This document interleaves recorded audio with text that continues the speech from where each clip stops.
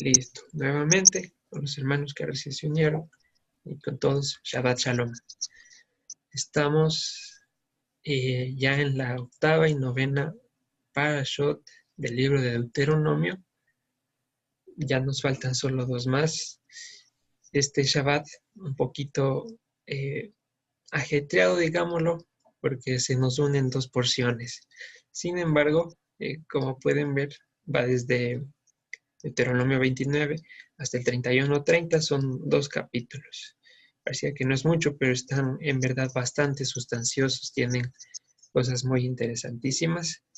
El nombre de las porciones, la una es Nitzavim y la otra es Vayelech.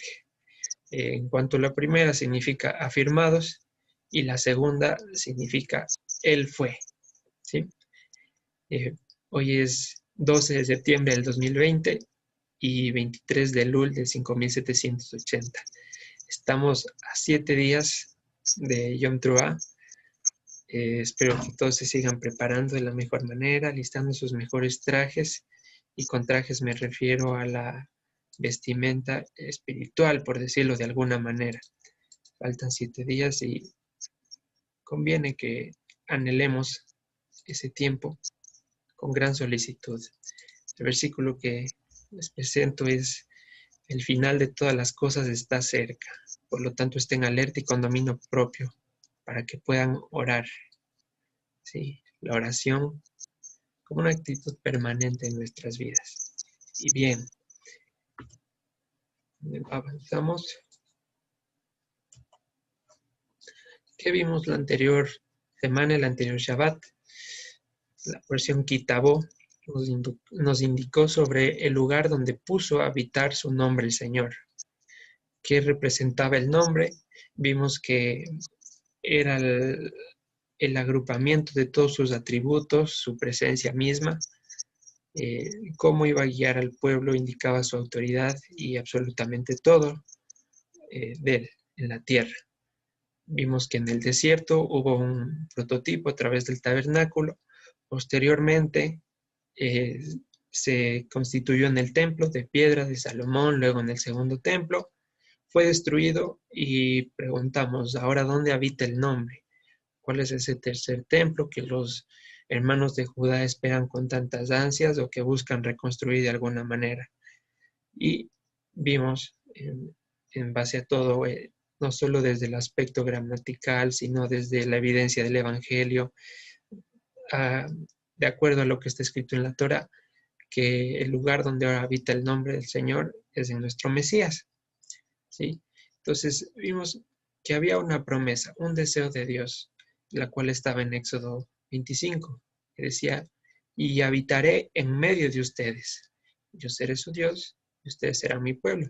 Entonces, en base a esa promesa, Dios empieza a proveer los medios para que su nombre habite en nosotros, y va evolucionando hasta el día de hoy que podemos decir con toda seguridad que su presencia habita permanentemente en nosotros, constituidos como templo del Espíritu. Mencionamos algo importante. ¿Qué pasaba en el lugar donde habitaba el nombre?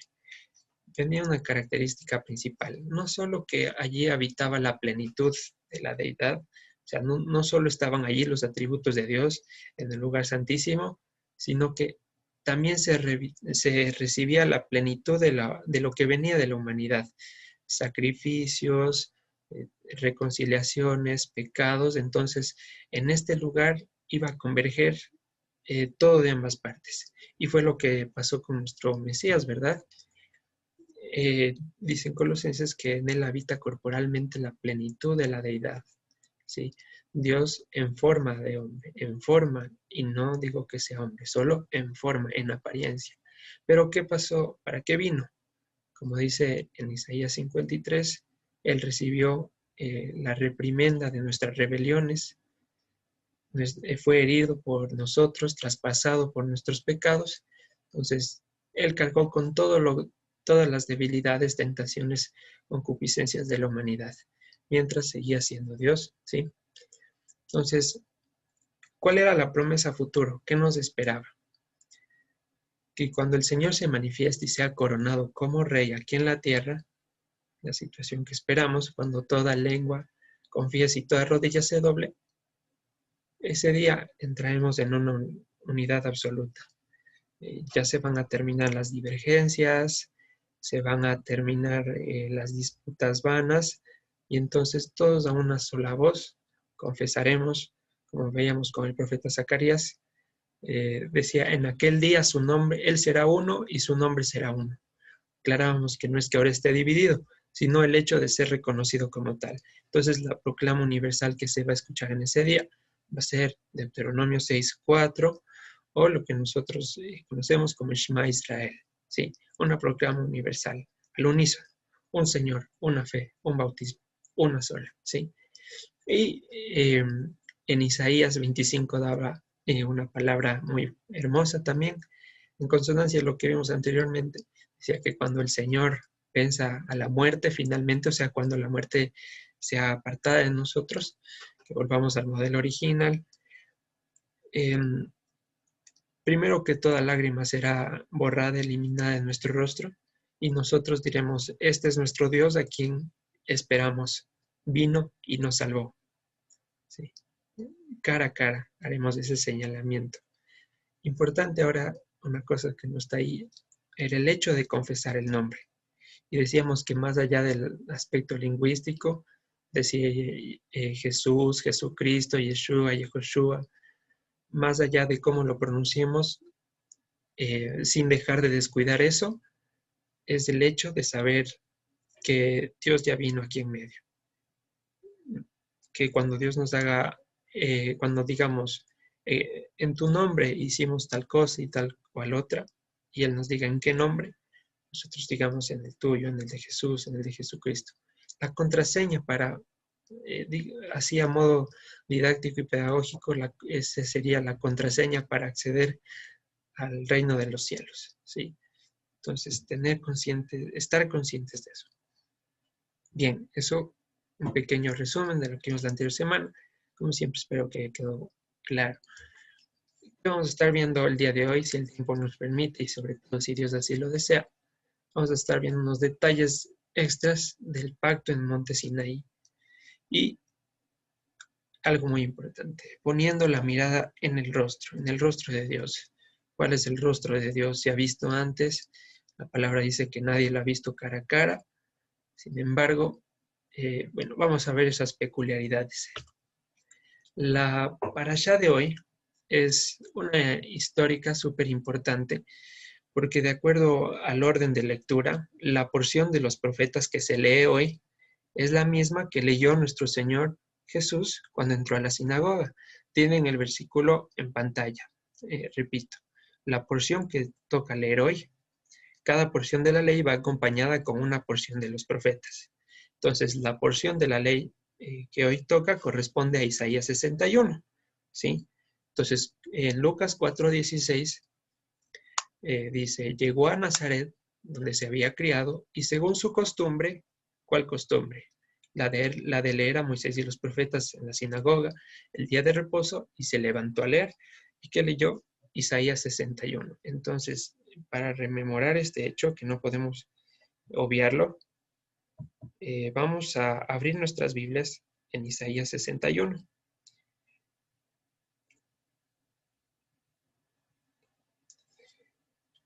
Isaías 61.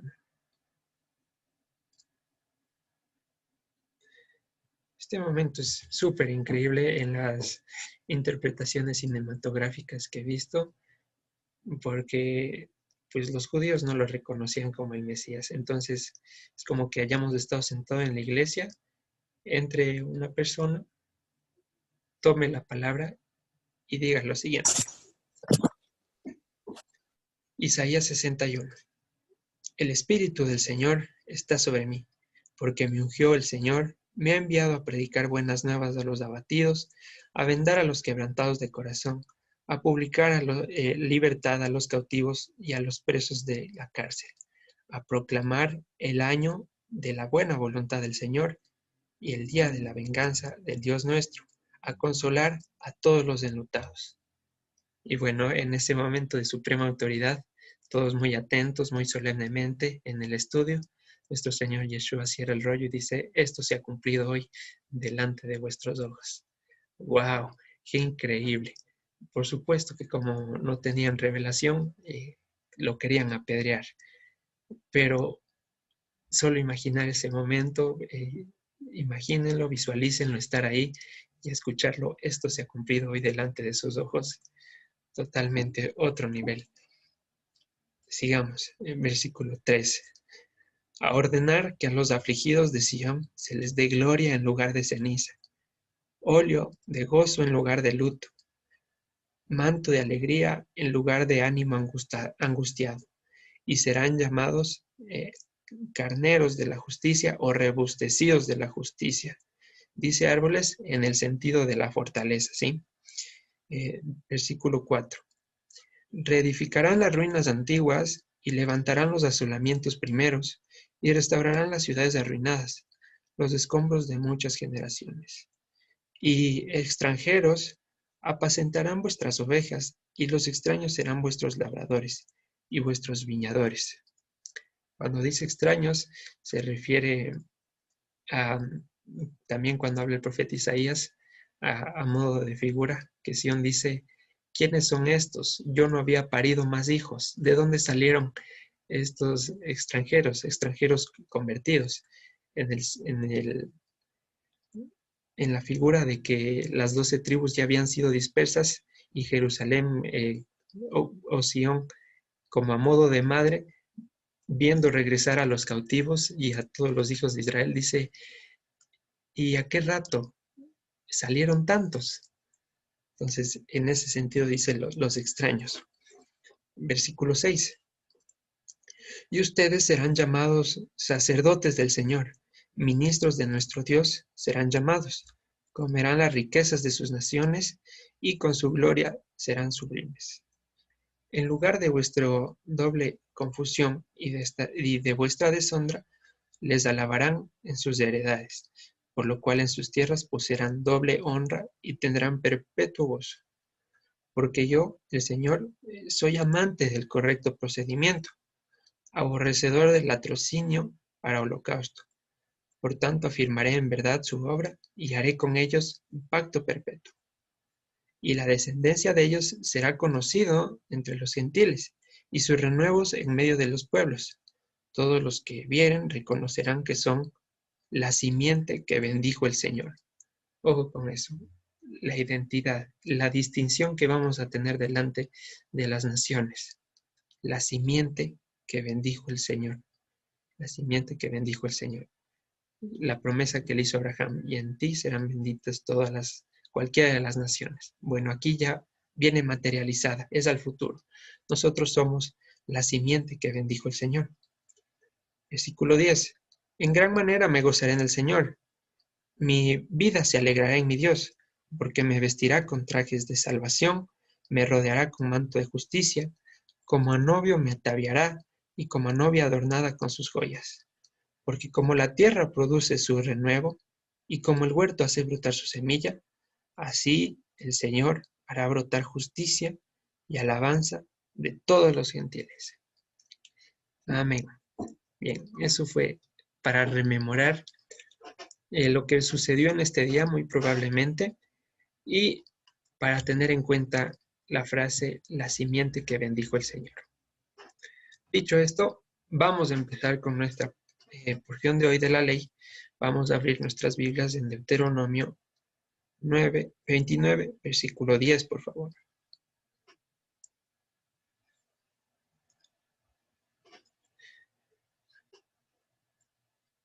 Ya vamos llegando al final del libro. Moisés ya está anciano, está dando las directrices finales a Josué para que guíe al pueblo. Y en ese contexto vamos a leer el versículo 10. Hace una declaratoria. Ustedes todos están parados o afirmados en presencia de nuestro Dios. Es la palabra de la cual toma nombre, pero que no ha puesto el traductor. Sí. Ustedes todos están hoy parados en el sentido de inconmovibles, parados sobre la roca, fijos, firmes, en presencia del Señor nuestro Dios. la cabeza de sus tribus, sus ancianos, sus guardias, todos los varones de Israel, sus niños, sus mujeres, sus extranjeros que habitan en medio de tu campamento, desde el que corta tu leña hasta el que saca tu agua. Y ahí vamos a hacer una pausa y vamos a centrarnos un poquito en esa sentencia o en ese enunciado. Hoy todos ustedes están afirmados, inconmovibles delante del Señor. Y para ampliar un poquito más, vamos a ir al Salmo 1, versículo 5. ¿Sí?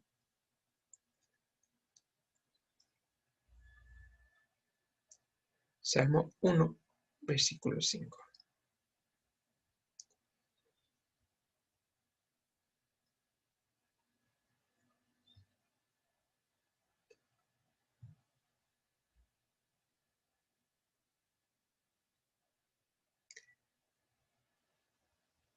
Entonces dice, versículo 5. Por tanto, no se levantarán o no quedarán firmes los malos en el día de aplicar el correcto procedimiento. Quiere decir que cuando venga el Señor a aplicar la justicia de la ley, aquellos que no han sido justificados no podrán repetir lo que acabamos de leer en Deuteronomio 29:10, sino que no van a resistir. Y dice, ni los pecadores en la congregación de los justificados, porque el Señor conoce el camino de los justificados, mas la senda de los malos desaparecerá. ¿Cuál es el sentido de desaparecer? O de la palabra que aparece ahí como perecerá. Habla de finiquitar algo antes de que haya cumplido toda su vida útil, antes de que haya cumplido el plazo para el cual fue destinado. Entonces, si una persona debía vivir 80 años, porque es el promedio de vida, digamos, de las personas, y eso fuera regla general, si muere a los 60, está desapareciendo, ¿sí? Entonces, ¿qué dice? Que los culpables van a tener esa sentencia, que van a morir antes de llegar a su término, antes de completar todo el tiempo que tienen que estar vivos. Entonces, nos preguntamos, ¿cuál es ese tiempo? ¿Cuál es el tiempo que viven los justificados? Y no es otro, que no hay tiempo sino la vida eterna. El propósito de crear al hombre no fue que muera, sino que vive eternamente, viva para siempre. Ese fue el sentido de crear al hombre. Luego vino el pecado, bueno, se arruinó todo y vino nuestro Señor Yeshua para rescatar lo que se había perdido, la vida y la vida en abundancia. Entonces, cuando alguno muere sin el Señor, está muriendo antes de su término. Y no solo eso, sino que no va a llegar a alcanzar la vida eterna. ¿Por qué menciono esto? Porque para aquellos que hemos sido llamados su pueblo por la voz del buen pastor, no tenemos esa sentencia, sino la del versículo 10. Nos reafirma, hoy ustedes están firmes delante de la presencia del Señor, ni a diestra ni a siniestra, porque les estoy sosteniendo en mi mano. Ustedes no van a desaparecer antes de término, porque yo lo he prometido. ¿Sí? Es lo que está diciendo el Señor en el versículo 10 y 11. Y incluye a todos ahí. Dice, vuestras mujeres y tus extranjeros que habitan en medio de tu campamento. Volvimos a Deuteronomio 29:11. Desde el que corta tu leña hasta el que saca tu agua. Versículo 12. Para incluirte en el pacto del Señor tu Dios y en su pantalla, en la pantalla tienen una pequeña corrección que he hecho en base al texto. La palabra que aparece ahí como juramento es la misma que se traduce en Deuteronomio 29 como maldición. Por ejemplo, les leo rápidamente. Deuteronomio 29:19 dice, y suceda que al oír las palabras de esta maldición, allí ya no le traducen como juramento, sino como maldición. Entonces, hemos aclarado muchas veces qué es la maldición y sus connotaciones. La una que significa ser humillado y la otra que significa ser cortado del pueblo. Entonces, cuando dice aquí el Señor, para incluirte en el pacto y en sus consecuencias de no cumplirlo, no entender tanto como en maldición, sino que Él está diciendo, ahora que atraviesas en el pacto, aceptas los términos y las condiciones. La bendición es que tú escucharás la palabra mía y vivirás en ella. La deshonra es que si decides, la deshonra es que si empiezas a ir en pos de la obstinación de tu corazón, vas a sentir la humillación. Y esas son las consecuencias de no cumplir. Una pequeña corrección ahí, no juramento, sino la deshonra o las consecuencias de no cumplir. Sí. Versículo 12, sí. Para que entres en el pacto del Señor tu Dios y en su juramento que el Señor tu Dios concierta hoy contigo. Para confirmarte hoy como su pueblo, para confirmarte hoy como su pueblo y para que Él te sea a ti por Dios, de la manera que Él te ha dicho y como lo juró a tus padres, Abraham, Isaac y Jacob. Entonces, pone otro enunciado, aparte de que estamos afirmados, aparte de que el Señor ya nos ha puesto sobre la roca, pone el cumplimiento de su pacto, para levantarte hoy por su pueblo y que Él no sea por Dios. Es decir, el Señor no trajo a los hijos de Israel y en nosotros no nos va a ingresar a la tierra prometida para que vivamos felices nada más, para que seamos ricos, para que ya no lloremos, sino con el objetivo principal de hacer cumplir esto, que nosotros seamos su pueblo y Él no sea por Dios. ¿Y qué implica esto? Implica, como tienen en la pantalla, acercarnos y levantar el rostro a Él de manera consciente, creo consciente, y con todas las demandas de la santidad. ¿Qué pasaba en el pueblo en ese momento?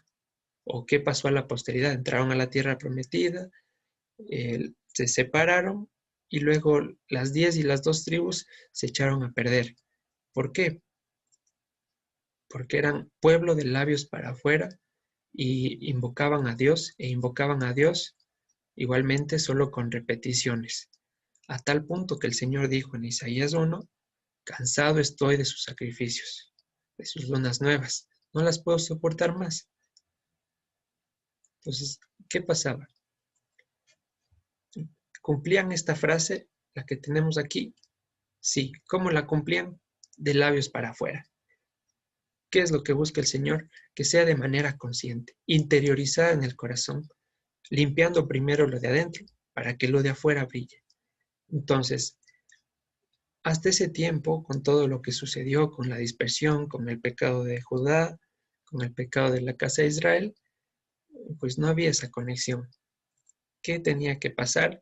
El Señor tenía que derramar su poder, tenía que poner su mente, sus pensamientos en nosotros para que ese bloqueo espiritual que teníamos se anule y podamos empezar a ejercerlo de manera consciente, repito. Sin embargo, ese no va a ser el punto final de nuestra historia. Dice que el que ha empezado la buena obra, le empezó poniendo su presencia en nosotros, la terminará. Ya hemos hablado de lo que es terminar la obra, estar a su semejanza. Entonces, aquí hay una pequeña paradoja muy interesante en nuestra vida diaria. A pesar de haber sido establecidos como templo del Espíritu Santo, de albergar su presencia, el cuerpo carnal sigue siendo pecaminoso. Biológicamente o naturalmente sigue tendiendo al pecado. Entonces, a pesar de albergar su santidad, seguimos pecando. ¿Cuál es el enfoque y a dónde tenemos que llegar? Lo he puesto ahí en la pantalla de una manera un poquito resumida para que entendamos. El propósito ahora es elevar la conciencia a Dios. ¿Qué es elevar la conciencia a Dios? Interiorizar lo que ya sabemos, ¿sí? Ya no hacerlo porque lo hicieron mis padres, o porque me dijeron en la iglesia, o porque si no lo hago me castigan, o porque si no lo hago me va mal, sino porque soy pueblo de Dios y entender qué significa ser ese pueblo. Elevar la conciencia a Dios es la perfección de la cual habla la palabra. Vamos a abrir Hebreos capítulo 9, versículo 8 al 9.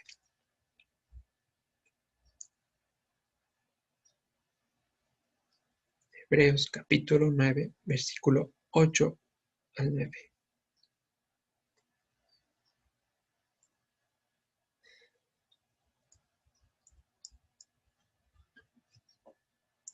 Y si estamos, por favor, alguien que fuese tan amable de ayudarnos con la lectura.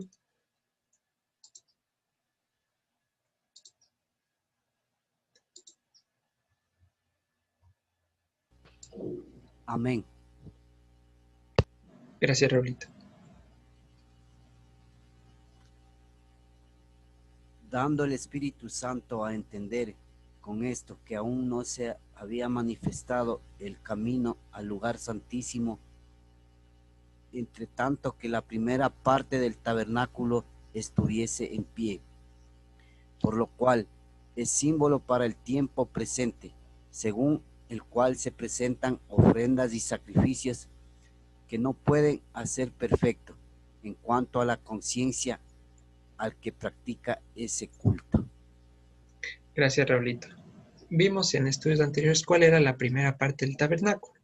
Se refería a los sacrificios. Y dice que el ejercer este modelo, aplicar estos sacrificios, estas bebidas, estas comidas, no podían hacer perfectos a la conciencia de la persona. No podían. Quitaban y cubrían el pecado, sí, pero salían e iban por las mismas. Entonces, de mañana y tarde, toro, cordero o palominos o lo que haya sido, pero el pecado seguía intencionalmente rondando en la mente y seguían habituados como practicantes del pecado, porque no era suficiente. Dice que no podían hacer perfectos. Y ahora avanzamos hasta el capítulo 10, versículo 11 al 15, ¿ya? Y dice, Hebreos 10, del 11 al 15, ciertamente todo sacerdote está día tras día ministrando y ofreciendo muchas veces los mismos sacrificios, que nunca pueden quitar los pecados. Pero Cristo, habiendo ofrecido una vez para siempre un solo sacrificio por los pecados, se ha sentado a la diestra de Dios, de ahí en adelante, esperando hasta que sus enemigos sean puestos por estrado de sus pies. Y aquí viene el énfasis, porque con una sola ofrenda hizo perfectos para siempre a los santificados. Y nos atestigua lo mismo el Espíritu Santo, porque después de haber dicho, este es el pacto que haré con ellos. Entonces, ¿cómo nos hizo perfectos? Dice, con una sola ofrenda hizo perfectos a los santificados. Y a continuación explica en qué consiste esa perfección. Y va el pacto de Jeremías 31. En aquel tiempo pondré la ley, abro paréntesis, ya no como antes, como en las tablas de piedra en el desierto, los cierro, sino que pondré la ley en sus corazones, para que desde el más pequeño hasta el mayor me conozca. Y nadie pregunte de qué se trata esto, o qué es la Biblia, o qué significa servirle a Dios, sino que con su sacrificio empezamos a perfeccionar nuestra conciencia de qué significa ser pueblo y qué significa tenerle a Él por Dios. Y mediante Él hemos empezado a ser perfeccionados. ¿Sí? Vamos claros hasta ahí.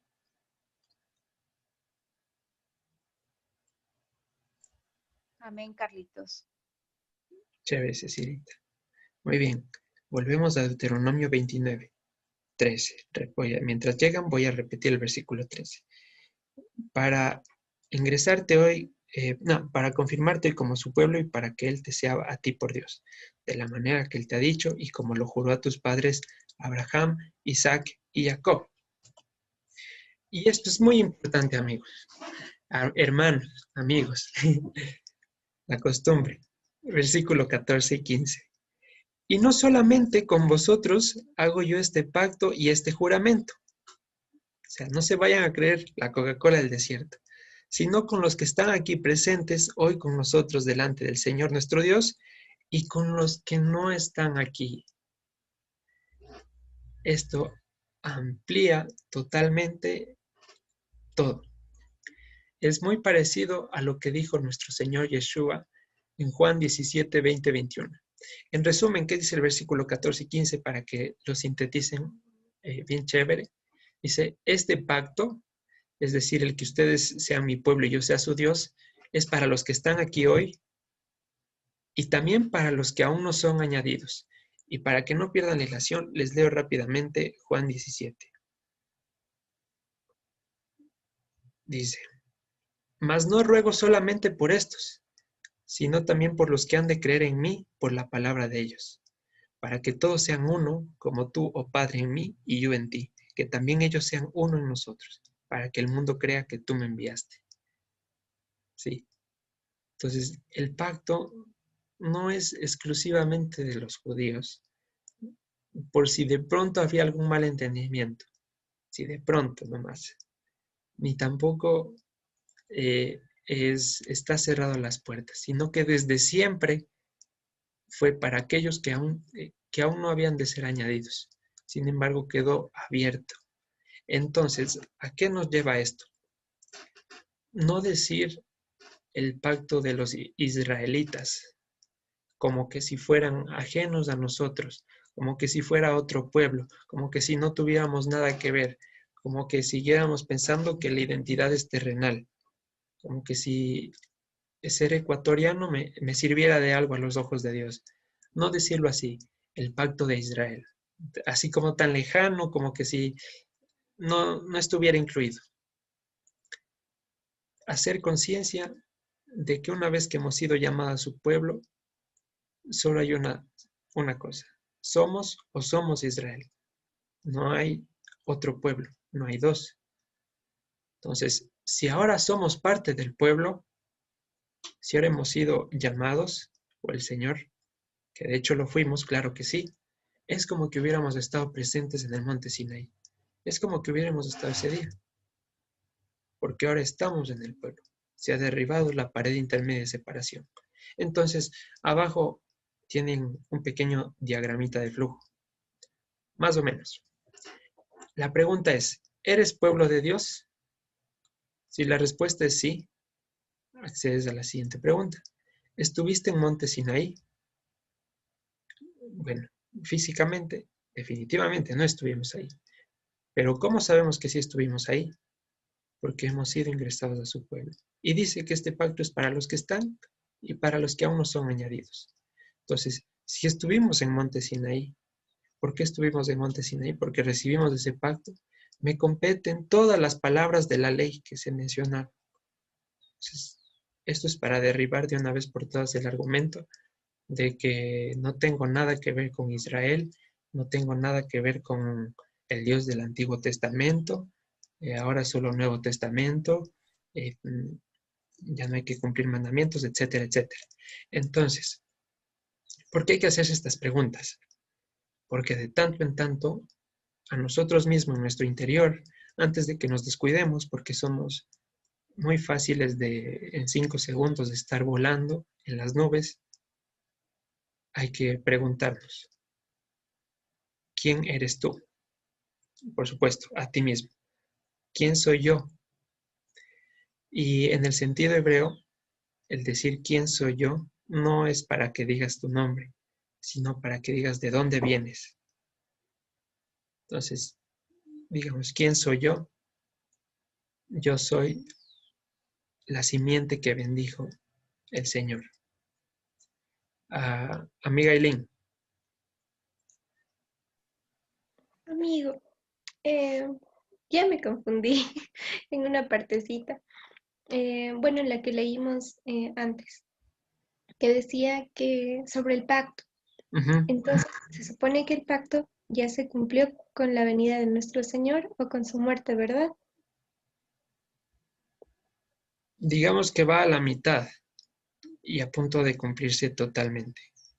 Ya, entonces, pero lo que sí se ha cumplido es esta parte de pondré mis leyes en sus corazones y nunca más me acordaré de sus pecados. Esas Correcto. dos. ¿Y a qué se refiere con que nunca más me acordaré de sus pecados?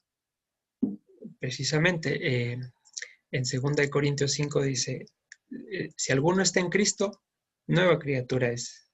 Las cosas viejas pasaron y aquí todas son hechas nuevas. Un sentido más común en nuestros días.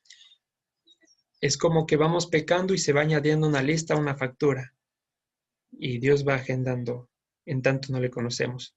Vamos acumulando ira para el día del juicio.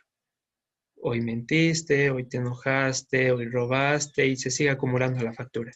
Entonces, el día que el Señor viene a habitar en nosotros y nos concede el arrepentimiento, esa factura se rompe, se olvida y se acabó la deuda.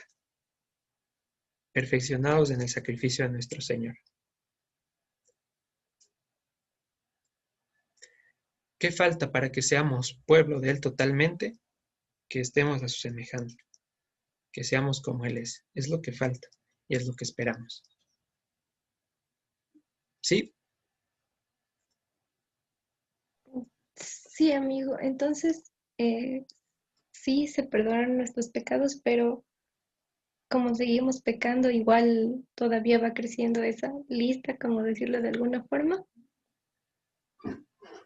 pero Ujú. Dios ya no la tiene en cuenta, ¿o cómo sería? Sí, es que una cosa es ser practicante del pecado, o sea, todos los días, y que te importe un quinto lo que haces con tu vida, y otra es tener equivocaciones y tener tropiezos. Como hemos visto, el justificado no es el que no se equivoca, sino el que se levanta de las equivocaciones. Entonces, el Señor no tiene en cuenta nuestros errores porque se supone que ya no lo hacemos voluntariamente, se supone que son fortuitos, propios de nuestra condición humana. El apóstol Pablo lo decía, lo que hago no lo entiendo, no hago lo que quiero hacer, es decir, no guardo la ley, sino hago lo que aborrezco, o sea, peco. Miserable de mí, ¿quién me salvará de este cuerpo de muerte? El Señor, cuando nos haga su semejanza. Entonces, ¿qué pasa con los errores de ahora? Son perdonados por su gracia, pero no tenemos que por eso ahora pensar que podemos hacer lo que quiera y no pasa nada, sino que precisamente elevar esa conciencia. Ya no puedo seguirme equivocando, si soy pueblo de Dios tengo que abandonar este comportamiento y pedir al Padre para que nos quiten nos sean quitadas esas debilidades. Ya, amigo. Es decir, que antes de esto sí eran juzgados todos nuestros pecados. Había un medio para el perdón que era el sacrificio de los animales, pero como leímos, no podían perfeccionar la conciencia.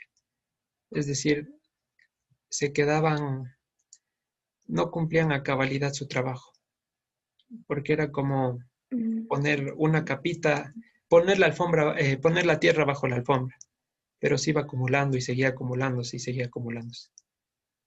Lo que hizo el Señor cuando vino y al poner sus leyes en nuestros corazones es quitar toda esa tierra para que seamos limpios y ya no se siga produciendo más, sino que demos frutos de arrepentimiento. Ya, amigo. Listo. Muchas gracias. Chévere. Bien, entonces volvíamos al tema. La pregunta que debemos hacernos. ¿Quién soy yo? ¿Soy la simiente que bendijo el Señor? Recordar nuestra identidad. Entonces, por encima de cualquier identidad cultural, étnica o genética, está la identidad con Dios. Es decir, por encima de que yo sea ecuatoriano, puruario, bambeño, que mis abuelitos sean africanos, por encima de todo eso está la identidad con Dios. ¿Y cuál es la identidad con Dios?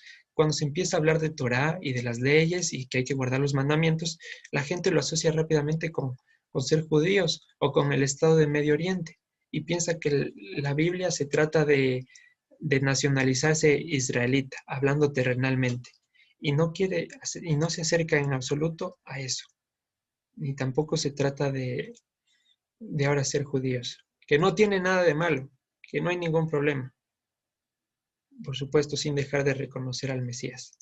Pero la identidad que nos pide Dios cuando empezamos a guardar su palabra no tiene que ver con lo terrenal. Y si es que pues en sus corazones hay el no apegarse al lado hebreo por cualquier circunstancia que sea, cuando le pregunten ¿qué es usted?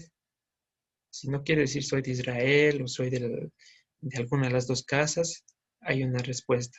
Soy la simiente que bendijo Hashem. Soy esa simiente.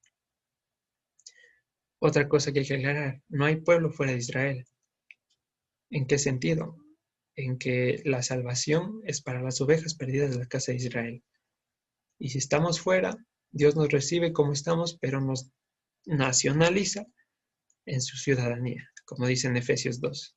¿Cuál es nuestra función ahora que estamos dentro de ese pueblo? Preocuparnos, nuevamente entre comillas, por carnetizar al resto del pueblo creyente. Carnetizar, no de la carne, sino de ir en pos de que acepten esta verdad. Por supuesto que no depende de nosotros, pero que si no anunciamos, ¿cuándo van a tener la intriga, por lo menos? ¿Cuándo van a tener la semilla? ¿Sí? Entonces, el hashtag de esta diapositiva es crisis de identidad, como lo pone nuestro querido amigo Jim, que al fin salió de la cárcel, gracias a Dios. Pero esa es la situación. El que no tengamos una identidad afirmada nos hace olvidar a dónde vamos y quiénes somos. Cuando nuestra identidad esté afirmada con el Dios de la Biblia, ahí sabremos qué significa ser su pueblo y qué significa que Él sea nuestro Dios. ¿Sí? Entonces, si yo digo que soy pueblo de Dios, solo hay una manera: apegarme a Israel. ¿El estado de Medio Oriente? No, el celestial. Entonces, eso tiene que estar muy claro en nuestras vidas, no solo para que podamos vivir, sino para que podamos compartir a nuestros hermanos. No sé si vamos claros hasta ahí.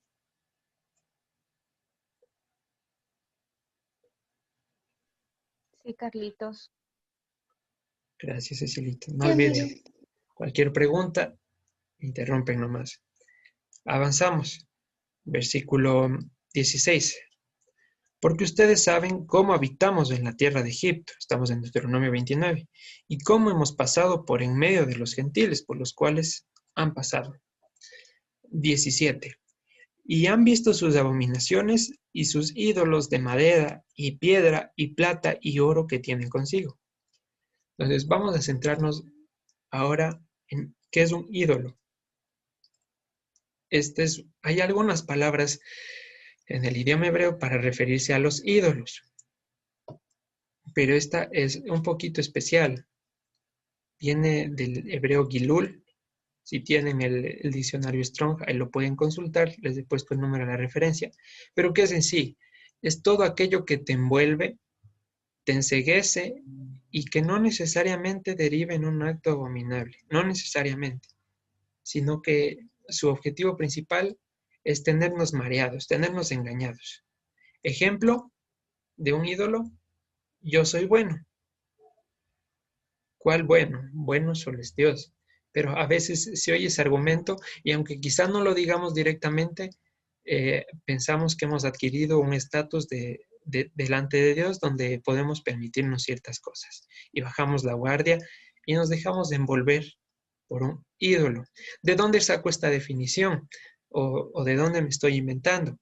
Vamos a leerlo en la palabra, que es nuestro mejor diccionario. Versículo 18. No sea que hay entre ustedes varón o mujer, o familia, o tribu, cuyo corazón se aparte hoy del Señor nuestro Dios, para ir a servir a los dioses de esas naciones. No sea que hay en medio de vosotros raíz que produzca hiel y ajenjo. Y suceda que al oír las palabras de esta maldición, es la que, aquí vuelve a repetirse la palabra que leímos como juramento más arriba, y entonces nuevamente leído sería: y suceda que al oír las palabras de esta deshonra o de lo que les va a pasar si deciden ir en pos de su corazón, diciendo: tendré paz aunque ande en la dureza de mi corazón, a fin de que con la embriaguez quite la sed. Entonces, ¿qué va a pasar cuando vaya en pos de estos ídolos? Lo que sea con saciar mi satisfacción, lo voy a hacer. Voy a ir tras la paz de mi corazón. ¿Y cuál es la paz de mi corazón? O traducido hoy a las frases que dice el mundo: voy a hacer lo que me diga mi conciencia, lo que me diga mi instinto o lo que me diga mi corazón. El versículo 19 relata un caso de un paciente ya crónico. Su corazón está endurecido a tal punto que no quiere el shalom de Dios, sino va a buscar su paz. ¿Y cuál es la paz del mundo? Yo no te digo nada, tú no me digas nada, cada quien por su lado. ¿Cuál es la paz de Dios? El Shalom. Es aquel que nos completa, aquel que paga nuestra deuda, aquel que nos hace sentir en perfecta armonía. Pero si buscamos la nuestra, si es que hubiere tal cosa, ¿qué vamos a hallar si no destrucción? Entonces, el versículo 19 es la condición de alguien que ha sido enceguecido y envuelto por un ídolo. ¿Y cuál es un ídolo muy famoso con el que nos topamos? Ídolo de no guardar el Shabbat. ¿Qué están haciendo ahí? No quieren buscar la paz que da el día de reposo. Quieren buscar su propia paz en base a sus propias reglas. Y bueno, así un montón de casos. No queremos atacar a nadie ni señalar a nadie. ¿Qué pasa con la condición del versículo 19? Ir en pos de mi corazón, de lo que yo quiero hacer, a fin de conseguir mis objetivos. Dentro de Israel, del pueblo, no existe esto. Y no solamente como prohibición, sino que no existe. O sea, no está contemplado. Y como tienen en la pantalla, aparte de estar negado, si nosotros hoy tomáramos esta decisión, hay 100% de seguridad de que no vamos a saciar nuestra sed, sino que nos va a ir peor, como le pasó al hijo pródigo. Va a terminar comiendo entre los cerdos. Y Paul Washer tiene una frase muy real respecto a esta situación. No me acuerdo textualmente, pero dice, si tú eres de Dios, Él no te va a compartir con el mundo. Él no va a permitir que tengas un solo beneficio de Él. No va a permitir que tu corazón se goce en las banalidades de ahí. Entonces, si tomáramos la decisión de ir a buscar la paz en otro lado, ni siquiera la vamos a hallar. No nos va a ir bien. Vamos a fracasar. Y vamos a ampliar esto en Lamentaciones 3:25. Lamentaciones, el libro de las Lamentaciones, capítulo 3, versículo 25.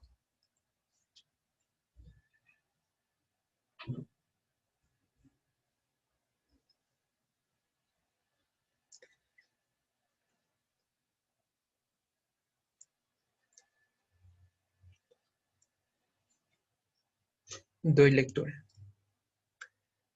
Bueno es el Señor a los que en Él esperan, a la garganta que le busca.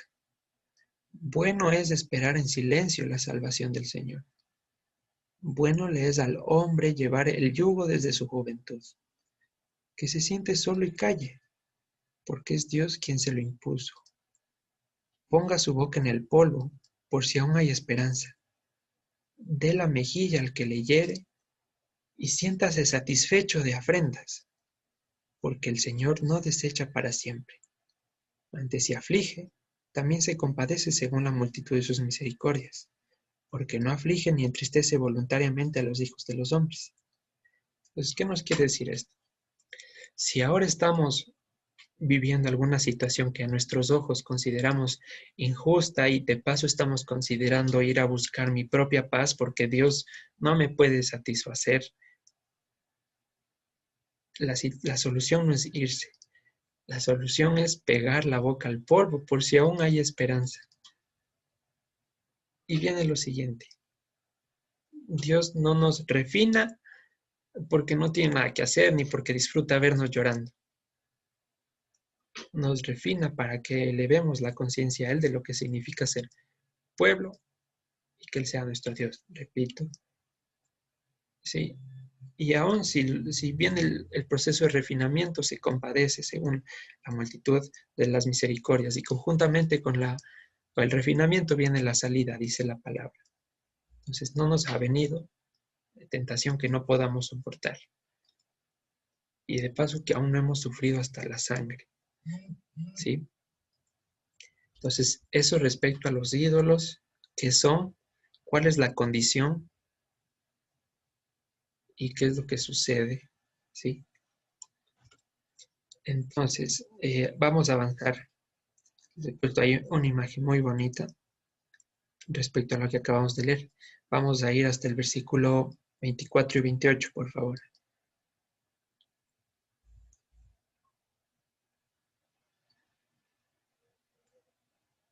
Entonces, para las personas que vayan tras la paz de su corazón, vienen un montón de consecuencias, de deshonras.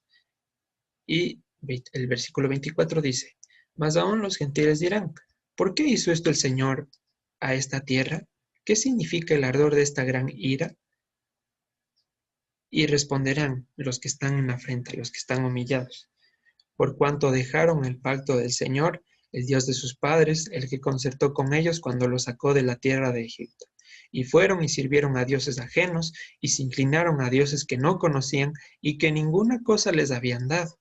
Por tanto, se encendió el furor del Señor contra esta tierra, para traer sobre ella todas las humillaciones escritas en este libro, todas las deshonras escritas en este libro. Y el Señor los desarraigó de su tierra con ira, con furor y con gran indignación, y los arrojó a otra tierra, como hoy se ve. Y es lo que pasó hoy en día, y es de lo que estamos volviendo cada uno, del servicio a los dioses que nada nos dieron, que nada nos aportaron, y que solo nos servían para tenernos enceguecidos. Versículo 29, algo importante. Las cosas secretas pertenecen al Señor nuestro Dios, mas las reveladas son para nosotros y para nuestros hijos para siempre, para que cumplamos todas las palabras de esta ley. Entonces, ¿para qué sirve en últimas la revelación de la Torah? ¿Para qué sirve que estemos leyendo? Es para ajustarle al corazón a fin de evitar su obstinación. Que mi corazón guíe mi camino, nada negativo, nunca. Antes de eso, pegar la boca al polvo para hallar la esperanza. Sentarnos y callarnos. Nada más. Entonces, a nosotros nos es dado conocer el misterio de los reinos, del reino de los cielos. ¿Para qué? No para vanagloria, sino para que podamos cumplir las palabras de esta ley. Que no digamos que están muy lejos, que están en el cielo, ¿quién nos las va a traer? O que están al otro lado del mar, sino que ahora están muy cerca en nuestro corazón, a fin de que las cumplamos. Y han sido reveladas. El Señor ahora, por medio de su poder, nos está dando a entender qué quiso decir. Vamos bien hasta ahí, hermanos.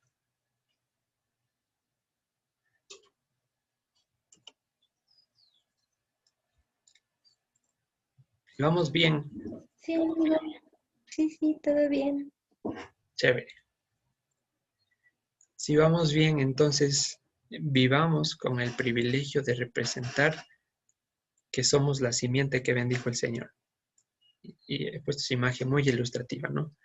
No me avergüenzo del Evangelio porque es poder de Dios para la salvación de todos los que en Él creen. Entonces, es nuestro uniforme de guerra. Es nuestra señal. La luz no puede ponerse debajo de la mesa. No se puede esconder una ciudad.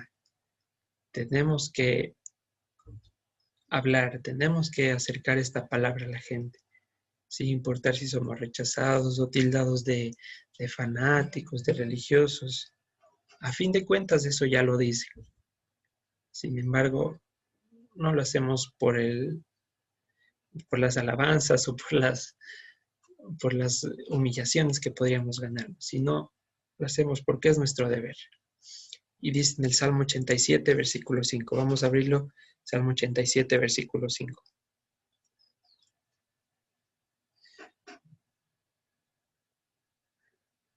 Vamos desde el versículo 3, ¿ya? Alguien que nos ayude con la lectura.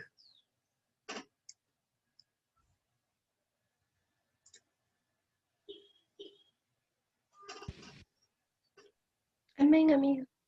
Gracias. Cosas gloriosas se han dicho de ti, ciudad de Dios. Yo me acordaré de Rahab y de Babilonia entre los que me conocen. He aquí Filistea y Tiro, con Etiopía. Este nació allá. Y de Sión se dirá, este y aquel han nacido en ella. El Altísimo mismo la establecerá. Amén. Amén. Seremos reconocidos indistinguiblemente. Si vamos a enfrentarnos contra si vamos a un lugar de tinieblas, indistinguiblemente se va a notar que somos de la ciudad de Dios. Sí, porque la luz no se puede apagar y las tinieblas retroceden ante la luz. Cuando uno prende la luz del cuarto oscuro, no se queda medio apagado, sino que simplemente las tinieblas se van. Lo mismo pasa en nuestra vida. Entonces, conversábamos, ¿no? Y decíamos, si uno dice que no come cerdo por salud, pues qué lindo, aplausos, maravilloso. Si decimos que es por dieta, por deporte, lo que sea, genial, aplauso del mundo. Pero basta que mencionemos que lo hacemos por Dios para que se arme un revolticio total. ¿Por qué es eso? Guerra espiritual, ni más ni menos. Pero tenemos el poder de Dios para vencer, no a la sangre ni a la carne, sino a las huestes que están detrás de eso. Bien, espero que todos sigan despiertos, que no se estén muy atentos, que no les esté aburriendo mucho. Y si no, pues sepan perdonarme. Sí, vamos a avanzar hasta el capítulo 31. Por virtud del tiempo, como siempre les digo, concluyan la lectura de las porciones en su casa. No dejen ese privilegio. Por cuestiones de tiempo no avanzamos a cubrir todos los versículos y pues sería bueno que lo concluyan en casita. Entonces, Deuteronomio 31, esto ya es la segunda porción del día de hoy. Vamos a estar analizando algunas poquitas cosas. Y dice: Fue Moisés y habló estas palabras a todo Israel, y les dijo: Este día soy de edad de 120 años. No puedo más salir ni entrar. Además de esto, el Señor me ha dicho: no pasarás este Jordán. ¿Cuál es el escenario? Moisés ya va dando las instrucciones finales. Tienen la ilustración allí para que más o menos se imaginen cómo iba siendo. 120 años es una edad para nada modesta, cansada y bien trabajada esa vida. Y ahora viene algo muy importante en el versículo 13. Dice: el Señor tu Dios, Él pasa delante de ti. Entonces, aunque suene muy obvio ahora, ¿quién va a pasar delante del pueblo de Israel? El Señor tu Dios. Listo. Él destruirá a estos gentiles delante de ti y las heredarás. Josué o Yehoshua será el que pasará delante de ti, como el Señor ha dicho. Entonces, ¿qué está pasando aquí? ¿Qué nos quiere decir el versículo entre líneas? Al decirnos, Hashem tu Dios pasa delante de ti, y luego vuelve a decir lo mismo, solo que con el nombre de Yehoshua, pasará delante de ti, nos habla de algo escatológico, de algo que va más allá del personaje histórico. No se refiere solamente al hecho de lo que está sucediendo en ese momento. ¿Qué nos quiere decir? Primero, históricamente, la representación de la autoridad de Dios, como tienen en pantalla, estaba representada corporalmente en Yehoshua. Yehoshua, el histórico, el terrenal, en este momento. Pero, ¿qué significa escatológicamente? ¿Qué significa para nosotros? Dos cosas. Que hay así como hay un primer Adán y un postrer Adán, aquí también hay un primer Yehoshua y el postrer Yehoshua. ¿Qué va a ser el postrer Yehoshua? Primero, que él mismo se presentó como camino. Y solo cuando él vaya delante de nosotros, finalmente, como leímos antes, los enemigos serán puestos por estrados de sus pies y allí ingresaremos a la Jerusalén celestial. Entonces, aquí, más allá de estar hablando solo del momento histórico en el que suceden estas cosas, nos está dando un escenario de lo que va a pasar en ese día. Va a venir nuestro Mesías, nuestro Dios, y va a destruir a los gentiles. Y cuando estemos detrás de él, puestos la mirada en el autor y consumador de la fe, tendremos el ingreso.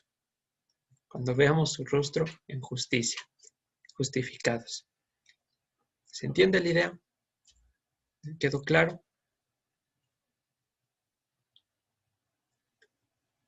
Que hay una imagen histórica de un Yehoshua, que es el que va a hacer heredar la tierra prometida al pueblo de Israel en el desierto, y está el postrer Yehoshua, que es el que nos va a hacer ingresar a la tierra prometida, a la Jerusalén celestial. Entonces, Aquí tienes implicación, ¿sí? Avanzamos. Espero que esté claro. Si no, con toda confianza. Versículo 4 de Deuteronomio 31. Y hará el Señor con ellos como hizo con Sehón y con Og, reyes de los amorreos, y con su tierra a quienes destruyó. Y entregará el Señor delante de ustedes y harán con ellos conforme a todo lo que les he mandado. Esfuércense y cobren ánimo.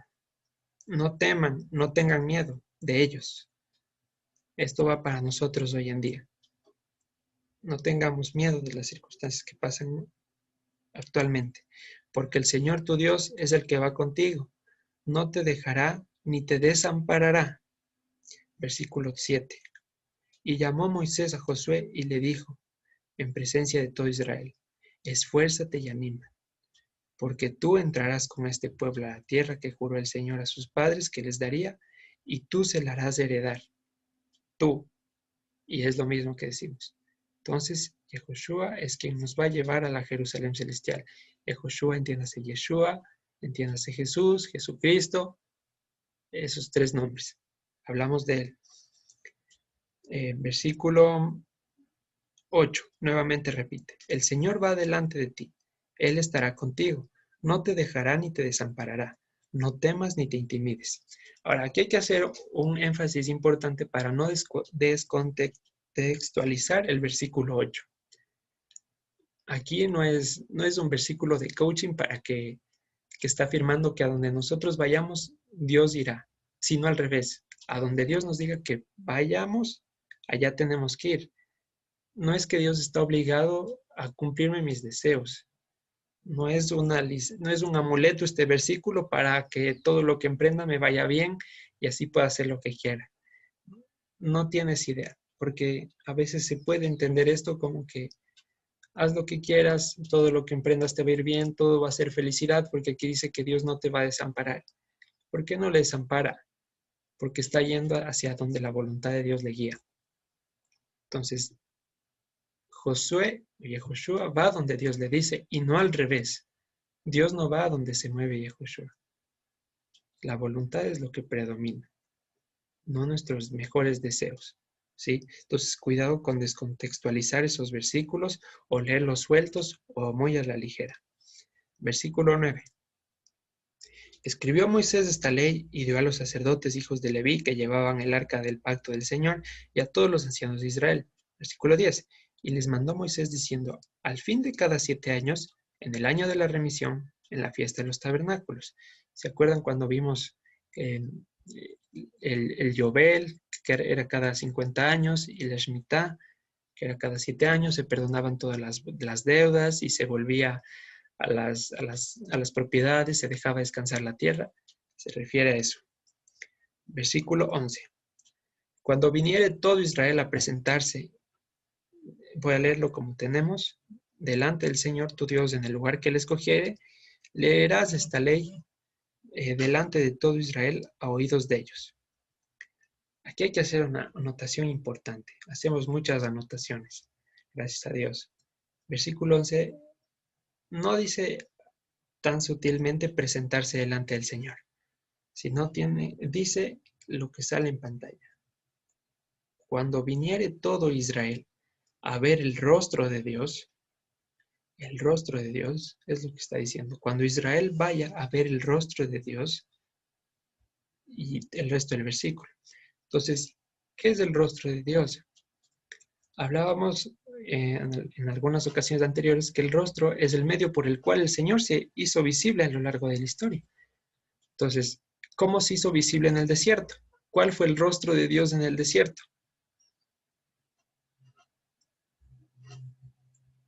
La nube de fuego, la columna de fuego y la nube en el desierto. De esa manera los hijos de Israel sabían que Dios estaba con ellos. ¿Cuál fue el rostro de Dios que se presentó en la tierra? Dice el profeta Malaquías. He aquí yo envío a mi mensajero delante de mi rostro. Aquel mensajero era Juan el Bautista, y Juan el Bautista anuncia, y cuando lo va a bautizar a Jesús, que él es el Hijo de Dios, él es el Mesías. Entonces, el rostro de Dios que vino a la tierra fue Jesús. ¿A dónde quiero llegar con esto? Es que el pueblo siempre estuvo enseñado a ver la manifestación de Dios de una manera física, ¿sí? Siempre lo vio a través de un rostro. Y pedagógicamente eso es algo que se fue repitiendo en la historia. Avanzamos para complementar esta idea. Vamos hasta el versículo 15. Carlitos, yo tengo una preguntita. Sí, hermana. Mira, cuando usted habló, para no dejar pasar en la parte de arriba que hablaba de que hay que hacer descansar después de 7 años la tierra, ¿eso también está todavía vigente? ¿Se debe hacer eso todavía o no? La situación era que no había cómo. ¿Por qué? Porque la condición era contar los años desde que se entrase a la tierra prometida, en primer lugar. Entonces habría que llevar el registro exacto de cuándo fue que Josué entró a la tierra prometida, con fecha y mes. Según eso, calcular cuál es el año séptimo y el año 50. Primero, aún más importante, para realizar eso se necesita que el lugar donde se va a realizar, y hablo a nivel nacional, esté bajo el gobierno de Dios. Por ejemplo, en Israel, aún allá los rabinos se lamentan no poder guardar este mandamiento porque están sujetos a negocios ajenos. Están fuera del dominio de Dios. Entonces, es complicado guardarlo porque no se sabe la fecha y sobre todo el gobierno de Dios está ausente aquí en la tierra. Entonces, es complicado guardarlo. Gracias, Carlitos, está bien. Ya, hermana María. Amigo, una Sí. cosita. Para aclarar esta parte que justo está en la pantalla, entonces sería que, ¿cómo es Jehová? Tu Dios pasa delante de ti. Ese es el primer Yehoshua, ¿no es cierto? Y el segundo, el que todavía no viene, ¿así era?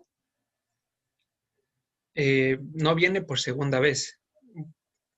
O sea, ya vino antes, se dio a conocer, por eso decimos que es Yehoshua, porque se reveló con ese nombre.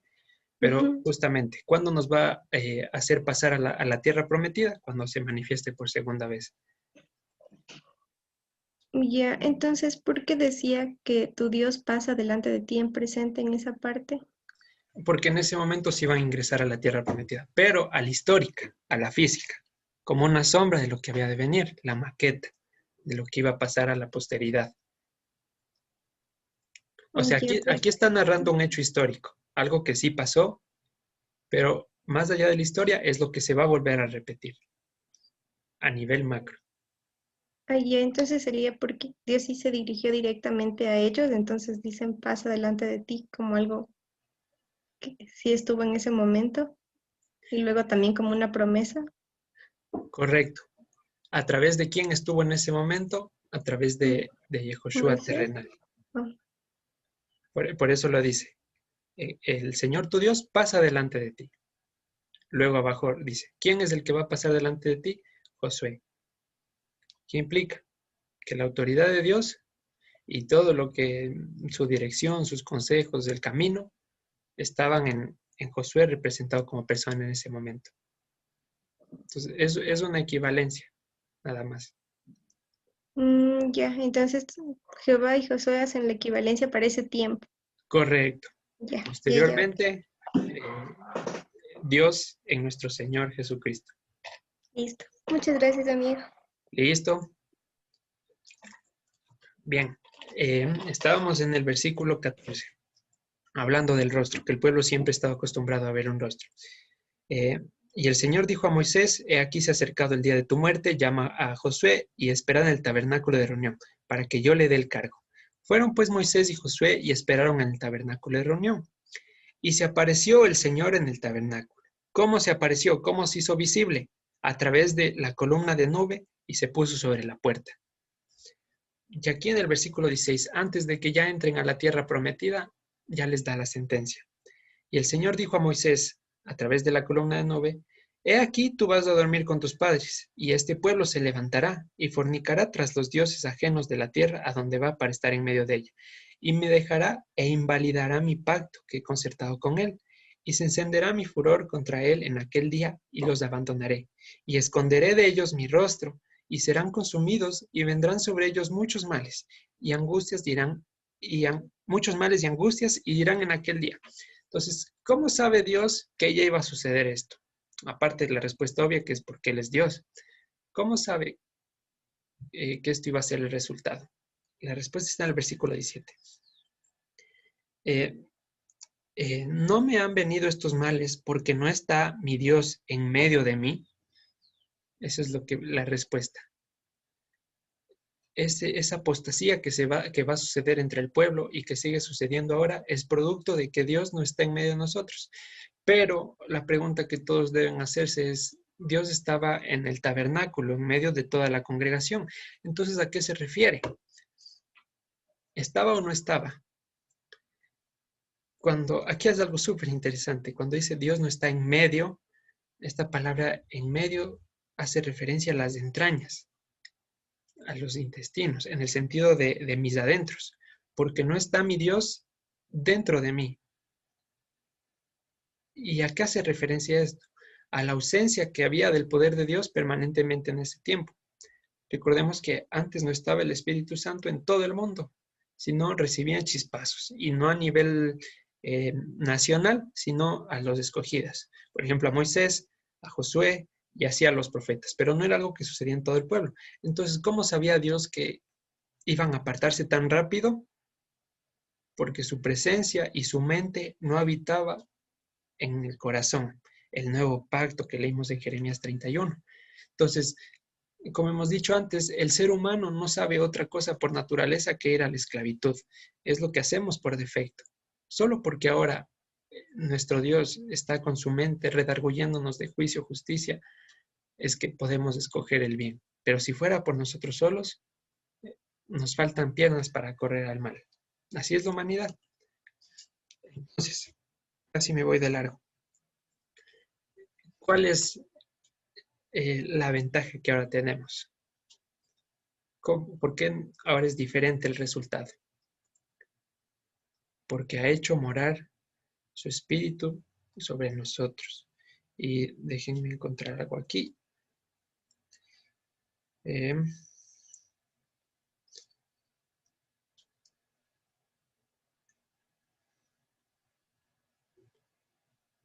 Aquí está en Joel 2:28, dice, y después de esto derramaré mi espíritu sobre toda carne y profetizarán vuestros hijos y vuestras hijas.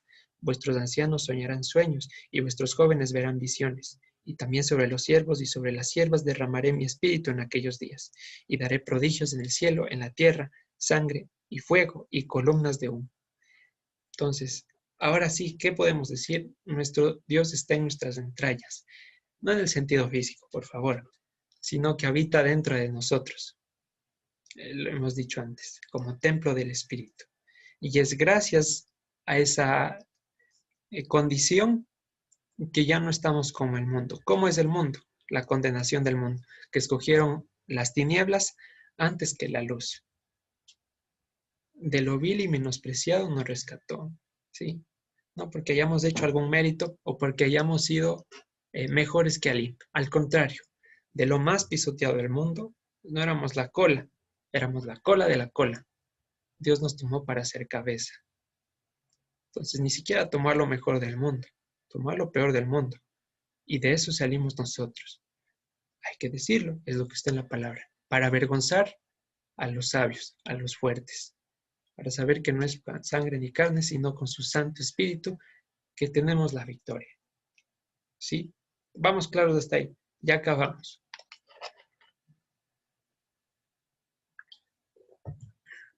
Chévere. Seguimos preparándonos para Yom Teruah y ahora vuelvo con el segundo tráiler, con el segundo adelanto, pequeño adelanto. Vamos a abrir el Salmo 89:15 para acabar.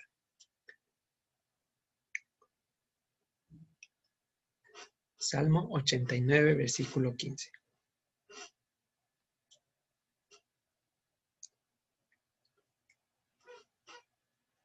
Alguien que nos ayude con la lectura, por favor.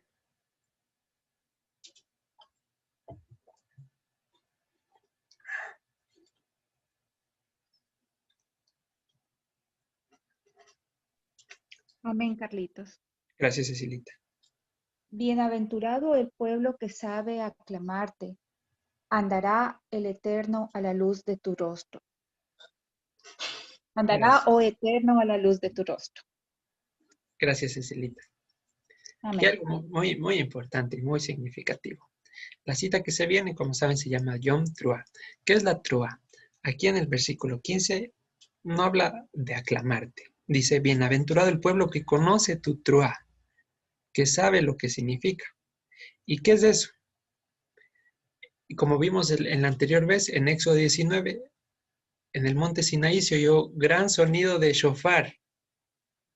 Y en Éxodo 19:16 nos dirá que sonó la voz del shofar. ¿Y cuál es esa voz del shofar? ¿A qué se refiere? Vamos brevemente al Salmo 47:5 para ver cuál es esa voz del shofar. Dice que bienaventurado es el pueblo que conoce la trúa. Y por otro lado dice que en Éxodo 19 sonó la voz del shofar. Ahora vamos a ver cuál es la voz del shofar. Salmo 47:5. Aquí nuevamente traducen trúa como júbilo. Y dice, subió Dios con trúa, el Señor con voz de shofar. O se puede leer, subió el Señor con trúa, es decir, con voz de shofar. Entonces, ¿cuál es la voz del shofar? La trúa. Y dice que hay felicidad por el pueblo que conoce esa voz del shofar. ¿Y cuál es esa voz del shofar en últimas? No se refiere solamente al sonido, sino a la que dirá Juan 10:27. Mis ovejas oyen mi voz, la voz, y me siguen, y me conocen. En virtud de que podemos escuchar ese sonido, es que vamos a reconocer cuando el Mesías venga, porque vamos a escuchar su voz. Y en últimas, ¿cuál es la voz del shofar? ¿Cuál es la trúa? Su palabra. Y con eso acabamos. La próxima semana vamos a estar analizando, si Dios lo permite, muchísimo más a fondo estas implicaciones. Faltan 7 días, no se descuiden. Si hay alguna pregunta, ahora es el tiempo.